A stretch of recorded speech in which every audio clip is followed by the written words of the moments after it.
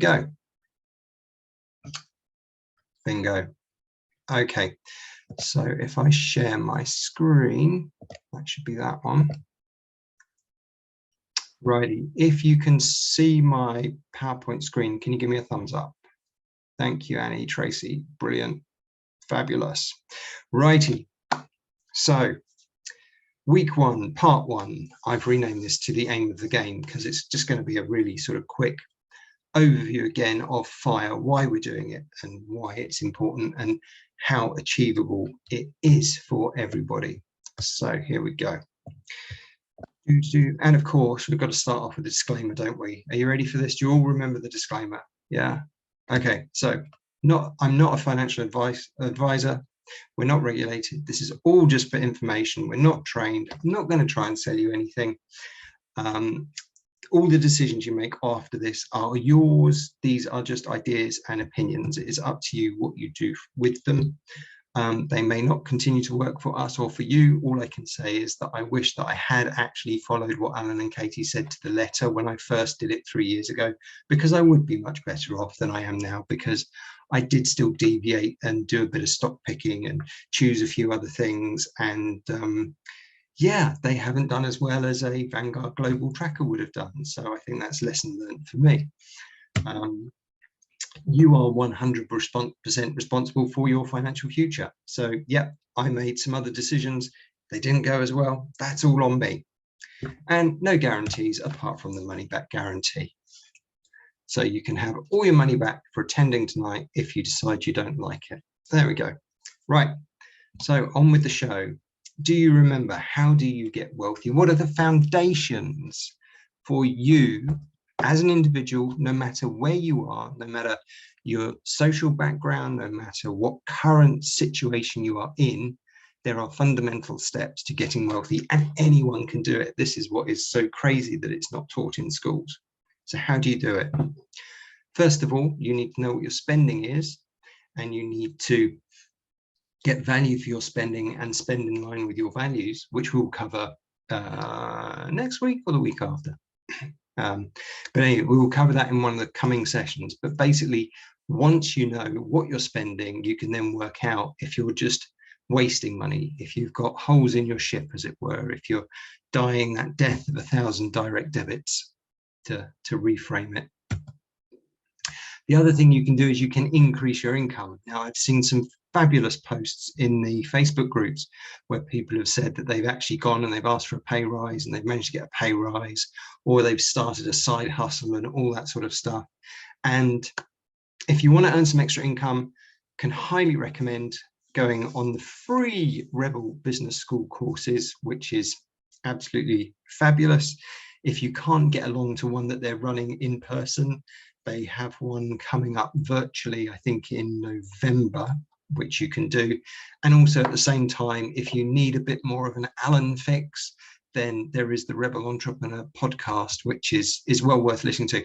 Even if you're not thinking of starting your own business, I can highly recommend it, because there is just the energy that's in it and the content that's in it. There's always, I always find at least one or more things that kind of make me think, oh yeah, if I do that, then that can improve things in a certain way. So yeah, absolutely brilliant. So, and thirdly, invest the difference into assets, and that's the sexy bit. Actually, as Alan said, or rather, I think Katie said, Alan kept insisting that in the investing was the sexy bit, but I think the sexy bit is all of it, because, you know, you've got to build the mind and the body and everything together, and that is what will get you to your financial independence, and that is the goal, really. And we're going to cover that later. Okay, so what are the practical steps to getting wealthy? Hopefully you remember these, and I'm sincerely hoping that those of you who did the course have already started with these. If not, it's never too late to start. The only time it's too late to start is when you're in the ground. So, you know, it's always worth doing. So the first thing that you really want to do is to get your emergency fund started. And ideally, you want to build that up to the equivalent of sort of £1,000, so that you've got enough to cover car emergencies if you've got a car, washing machines breaking down, replacing carpets because you've been flooded, or any number of various different things that could crop up perfectly randomly, and that would be accounted for in your emergency fund. Now, one thing to note is that your partner or your kids or your friends' birthdays are not an emergency. Those things happen every year. They should be budgeted for, okay? Paying your gas, your electric, your council tax, all of that should be budgeted for. Now, I totally appreciate that the way energy prices are looking at the moment, you may well have to use a bit of that emergency fund over winter, because it is going to be a tough one. But see what you can do. If there's any way that now over the summer you can start putting a bit more aside for your energy costs through the winter, that would be highly advisable. Alternatively, pop down the charity shop, get yourself a few more jumpers, because if you can turn the thermostat down a couple of degrees and stick a jumper on, I know it seems a crazy thing to talk about with the current heat levels that we've got in the UK, but it's one of those things. Plan ahead. And obviously, with it being so hot at the moment, you might be able to get a bargain on jumpers because nobody else is buying them. So you've got to be different. Pay off any expensive debt. So by expensive debt, we're talking about things with interest rates of 5% or higher. So typically at the moment, that is not your mortgage or a student loan, because they are typically on lower interest rates. It's stuff like credit card debt, personal loans, personal finance, maybe from buying a sofa, a television. Maybe you've got sucked into the catalogue adverts, or PayPal sort of buy now, pay later stuff, which all comes with higher interest rates. So you really want to try and get that paid off if possible. Once you've done that, increasing your emergency fund more, so you've got 3 to 6 months of living expenses just in case unforeseen illness or sickness or redundancy or something like that happens, just so you've got a bit more of a cushion that you don't have to go into debt if something happens. And then beyond that, we look to invest. Now, 3 and 4, to be fair, aren't binary. They could happen. I had to put that in. They could happen at the same time as each other, because whilst you're building up your increased emergency fund, you can be building up your investment pot as well, because who remembers about timing the market versus timing the market? Really, it is get it in there as soon as you can and leave it in there for as long as you can. Ideally, you won't ever be taking the initial money out. You'll always be leaving that to grow, and you'll be living off the compounding. So that's the practical steps to getting wealthy. But the one important thing to say is start small. Wherever you are, whichever part of the journey you are in, it's fine. It's absolutely fine. There will be people, as I say, who potentially are still clearing their debt. There will be people who are only just starting on getting all of their emergency fund built up and all that sort of stuff. So the other thing actually I meant to say regards emergency fund and clearing your debt is you really want to try and build up your emergency fund before you clear off the debt. And the reason for that is because as you clear your debt, if you get another emergency turn up and you've got to then try and find some money from somewhere, that might mean you have to borrow debt at an even higher rate. Okay, so you want to have probably at least £400 to £500 in your emergency fund before you're clearing off that higher cost debt. But at the same time, you want to make sure you're paying at least the minimum on that debt, and ideally a little bit more if you can. Okay, but have fun. That is the other thing. FI doing this journey is not about denial. It's not about having to, I don't know, live in a tent in a field and eat berries, you know. It's about creating a lifestyle that you are happy with, that you enjoy, and maintaining that level, and then creating what's called a gap. We'll come to that next week when we talk about net worth and all that. Sorry, not next week, in 2 weeks' time, when we talk about net worth and all that sort of stuff. So it is important to have fun, and you can budget for having fun. So you can say every month, I'm going to set aside this amount to go out, to go and spend time with friends, to go and do this, that, or the other. The other thing you can think about is how you have your fun. Okay, so do you have most fun? Do you have to go to the pub, or could you go and buy some stuff from the supermarket and have a little pub party at home? You know, can you create the sort of environments and the sort of things that you want to do for fun, but at a lower cost? You know, do you have to go out to a restaurant with friends, or could you have them come around and have, I don't know, a potluck supper, that sort of thing? There's many ways to be creative over sort of reducing the amount of money that you spend. It just involves a little bit of thought, and, you know, not necessarily doing what is the norm, if you like. Okay, so another thing I just wanted to mention to you, which it wasn't really covered in the course, but there are many different types of financial independence. The most basic one of these is what's called a barista FI. And this is where you've reached a level of finance where on every month it can cover some element of your expenses. So maybe you've got enough invested to cover your utility bills and to cover your council tax or to cover your rent or something. And then you can supplement that with, you know, a job that you get more sort of soul satisfaction out of. So it may be, you know, you don't want to do a high stress job. You want to do something that is more relaxed, but you're very happy to work. You know, if you want to work in a cafe, if you like, as a barista or that sort of thing, that's why it's called barista FI, then, you know, go for it. Then we have lean FI, which is basically enough to cover all of your basic monthly expenses. So it's very similar to barista FI, but it's kind of gives you a little bit more. You then have regular FI, which is enough to cover your current lifestyle.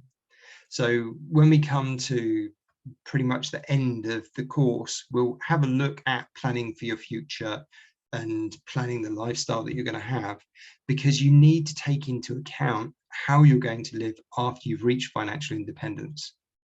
Are you expecting that you will spend roughly the same in a month? Or will you want to spend more? Or will you go to Brazil or Thailand or somewhere where it's less expensive and you'll spend less? So we have all of these different options. Or you can go for fat FI, which is where you think you'll be more extravagant when you've reached financial independence. You know, you're going to go on those 5-star cruises, you're going to fly everywhere business class or first class. Shame on you for killing the environment, but we won't go there. But as long as you carbon offset, that might be partially acceptable. But there we go. Sorry, I should keep politics out of this. But actually, following financial independence and reducing your consumption is good for the environment, so go for it. So yes, how will you want to spend your time when you've reached financial independence? And then finally, I've got one more type of financial independence for those of you who are young enough to be lucky enough to still consider this as a possible option, and that's what's called Coast FI. And basically what happens there is up to the age of, say, 25, 30, depending when you finish your education, start getting into work, you basically go hell for leather to invest as much as possible as early as possible after you start working. And then once you've reached a certain level and done the calculations to know that when you reach a certain age, that amount should have ballooned into an amount that will cover your financial independence, you can then ease off on the work. You can do things like take sabbaticals or mini retirements or whatever you want to call them, where maybe you only work 3 out of every 4 years, and you don't have to worry about investing much more, because what you've put in early will grow over the period that it's invested. So there we go. So there's the different types of FI. And of course, I couldn't let this go as an introduction without raising the following, which is don't compare yourself against others. In other words, be happy with your own pineapples. Okay, everyone, good. So, however, having said that, it is much easier if you've got somebody to do this journey with, if you've got somebody to buddy up with, if you've got somebody to help keep you motivated. But at the end of the day, it is you who you are trying to improve. You are not needing to rate yourself against anybody else. It is your own race that you're running. It is your own distance you are trying to get to. Other people will be wanting to put more aside. Other people will want to have more invested before they're happy with financial independence. Other people might want to have less invested. Therefore, your goals are your own, and your goals are the ones that you need to maintain. So don't try and chase what anybody else is trying to do, and don't try to sort of judge yourself against anyone else, because it's your achievement and you need to celebrate your achievements. As you're going through it, make sure you have little goals set and that you remember to celebrate when you reach those goals. Now, when you reach them, the celebrations you do, again, you can do those in many different ways. It may be that, you know, you're going to take a weekend to walk somewhere or do something special, and that something special doesn't have to cost a lot, or it might cost a lot. It depends what you decide is your value, what works for you. This is where it's really important, is to focus on your journey. Okay. So all I can say is don't be normal, be an example. As Alan and Katie say, you know, if you do normal things, you will get normal results. So if you basically follow the same cultural path that we get taught in the UK and a lot of places around the world, then you'll end up with the same thing as everyone else, and you'll reach a standard retirement age, at which point you will still have to kind of struggle a little bit, for which is what the average person does. However, by taking the information, by learning, by implementing, it's the implementation that's the most important part. Hopefully you will give yourself, or you should give yourself, a bit of a leg up. And so the other reason why it puts on here, be an example, is I can promise you people will not understand what you are doing, okay, unless you have a family which is very open, very used to talking about finances. It will be a bit of a kind of a strange thing to be doing, and they will question it. People will question what you're doing. So all I can say is believe in yourself, believe in what you're doing, believe in your goals, trust your values, and yeah, stick with it. So there we go. That is the end of the content that I'm going to do for you this week. I will stop the recording if I can find my toolbar, wherever it's gone. Oh, I don't know where my toolbar's gone. Come back. Ah, there it is. Right. I shall stop my share and stop the recording.